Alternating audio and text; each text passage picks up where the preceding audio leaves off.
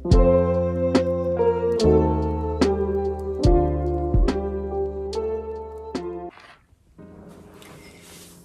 draugai ir draugės. Sveikinuosi iš savo trečiojo vlogmas, iš gruodžio 3 dienos. Sveikinuosi ne kiek džiaugsmingai, kiek per praeitus vlogmus. Man šis rytas yra tikrai labai liūdnas. Pas mus šeimoje yra susitarimas nuo mano migracijos pradžios laikų, jog jeigu kažkuris šeimos narys skambina į telefoną tiesiogiai, tuomet kažkas atsitiko. Tai šiandien ruošiausi į darbą, filmavau jums vlogelį ir paskambino tėtis. Širdis kulnuose, jau žinojau, kad kažkas nutiko, tai pranešė, jog šiandien ryte apie 6 valandą mirė mano močiutė. Tikrai labai liūdnos žinios, toks šventinis laikotarpis, kada turėtų būti džiaugsminga ir faina ir labai linksma bei smagu, labai greitai gali pavirsti į liūdesį ir tokius išgyvenimus. Kaip ten bebūtų, gyvenimas ir mirtis ištinka mus visus. Kiekvieną šeimą paliečia šis dalykas ir nieko mes pakeisti negalim, nes gyvenimas taip sutvertas. Esame žmonės ir mes gimstam ir mirštam visi lygiai taip pat. Tiesiog neišėjau šiandien į darbą, pasiskambinau, atsiprašiau, visi viską supranta.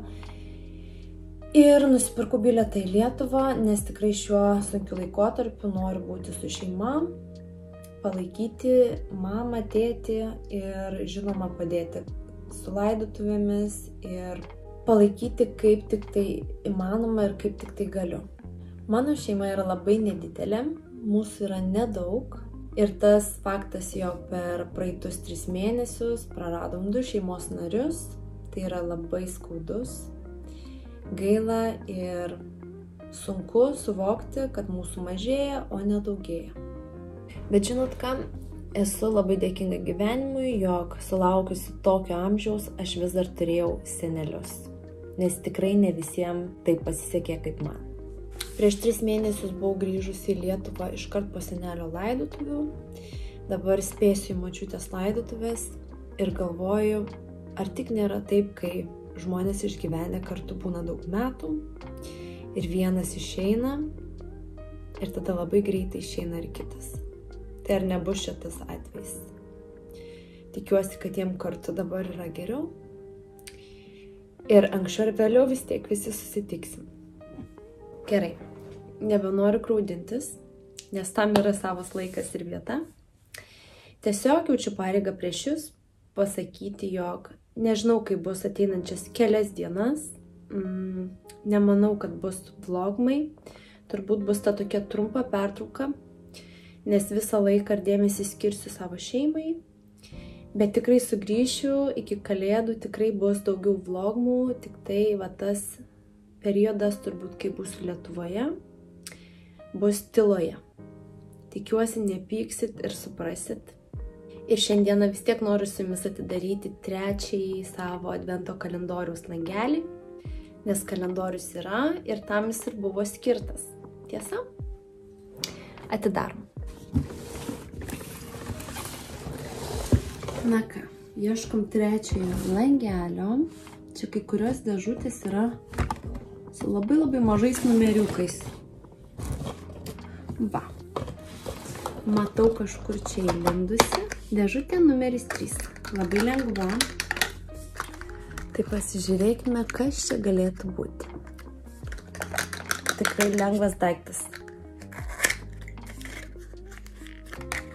Kažkas įdomaus. Atrodo kaip kiaušinis.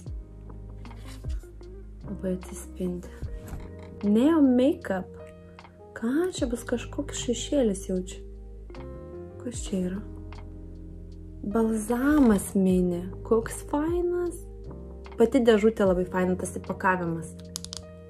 Toks kaip mažas kiaušinukas. Koks švelnus. Ir dar su atspalviu. Tuo aš jums parodysiu. Yra nedidelis atspalvis. Matosi? Va taip. Ir čia yra lūpų balzamas. Šiaip galėtų būti veidrodėlis šiandien. Bet nieko. Balzamas. Vadinasi, šis advento kalendorius turi ir šiek tiek kosmetikos. Ne tik viskas nagam.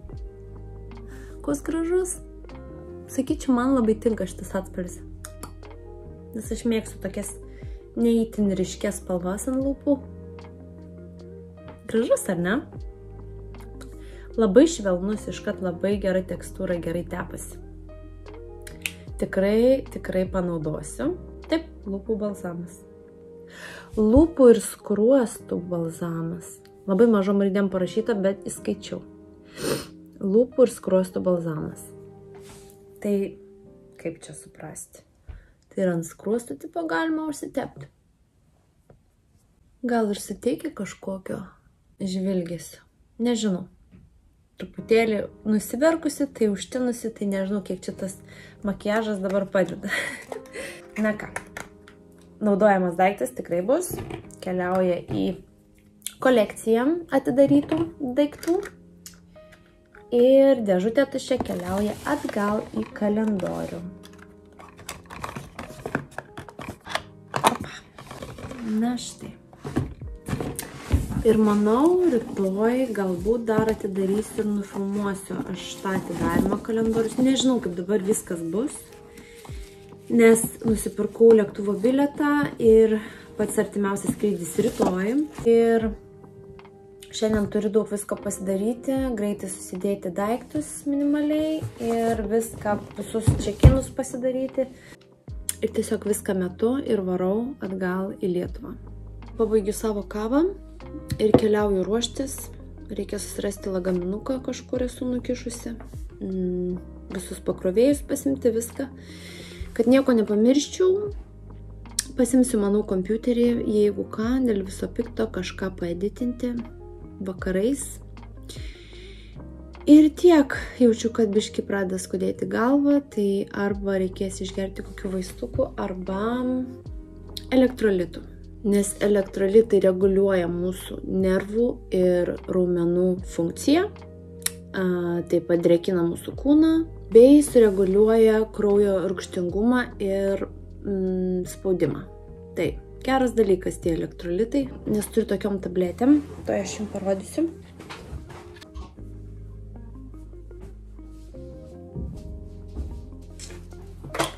Štai, turiu aš tokiom tabletėm, labai patogu, aš kartais į darbą nusivežu per pertrauką ir per pertrauką įsimetu į vandenį va tokią tablečiukę. Jų yra visokiausių skonių ir tikrai geras dalykas, jeigu jaučiate durimą širdies plote kažkur, irgi gerai kartais išgerti. Ne daktariukas aš, bet sakau tai, kas padeda man. Net nežinau, nuo ko pradėti, bet reikia kuo greičiau viską pasidaryti. Ką tik švietė saulė, buvo mėlynas dangus. Kiek čia laiko praėjo? 20 minučių ir štai jau pirmieji lietaus lašai. Tikiuosi rytoj nelis.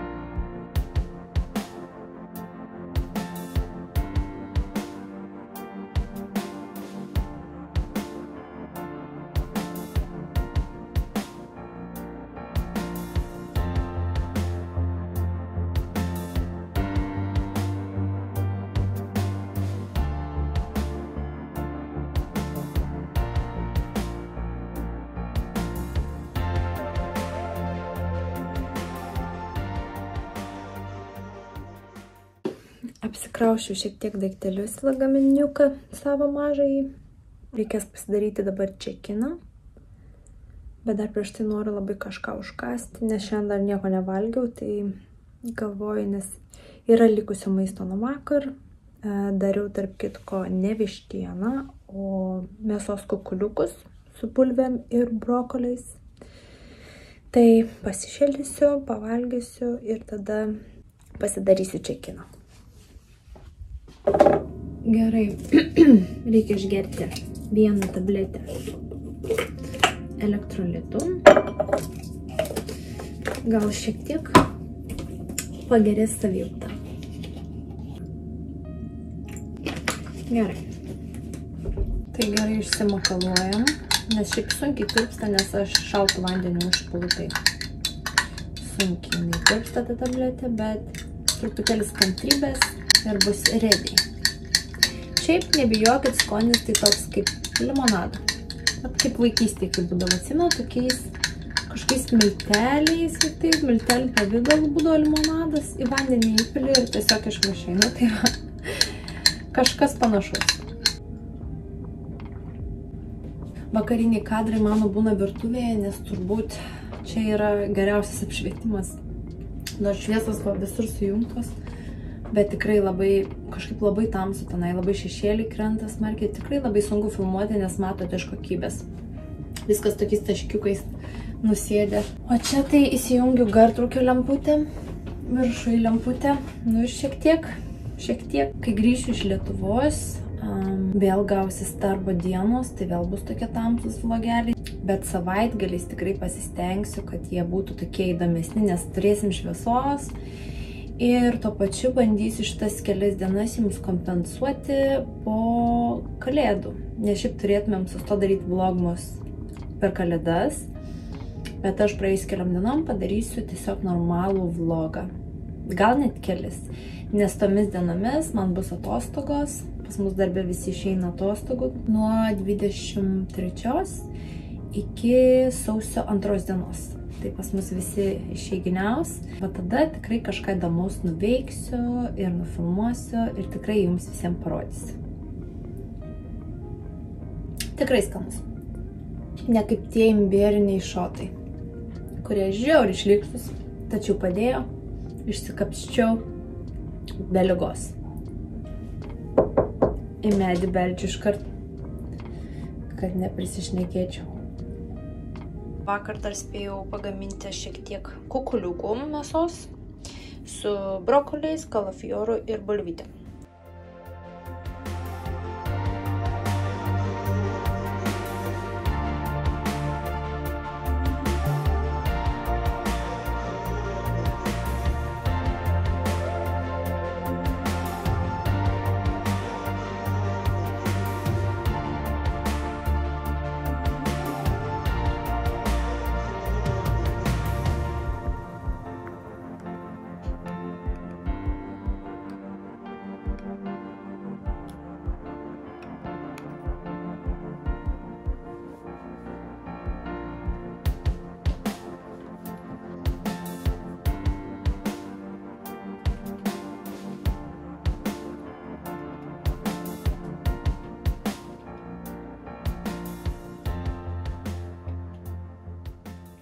Na ką, mėlyjei, kaip ir viską jau pasidariau, dabar beliko tik nueiti nusimaudyti, nusimti makiažą ir šiek tiek pailsėti. Linkiu jums visiems gražios savaitės, jeigu nebepasimatytumėm šią savaitę, ramybės, džiaugsmo ir kuo linksmesnių ir gražesnių akimirkų. Nepamirškit pasakyti savo mylimiausiems žmonėm ir artimiausiam, kaip stipriai juos mylite. Tikiuosi iki greito, bučiuoju jūs, Ru.